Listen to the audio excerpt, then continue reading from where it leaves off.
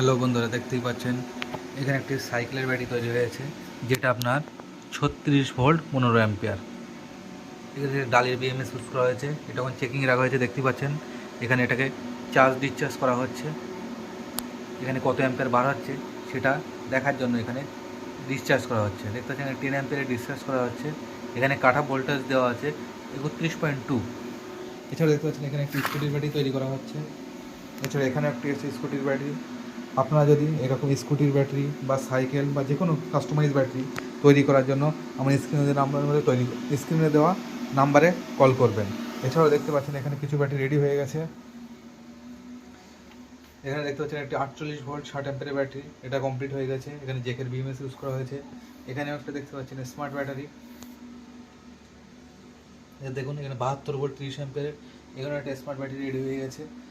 এখানে কাস্টমারের দেখেন চার্জার এর পাশে দেওয়া হয়েছে। এরকম ব্যাটারিগুলো নেওয়ার জন্য আমাদের নিচে দেওয়া নাম্বারে যোগাযোগ করবেন।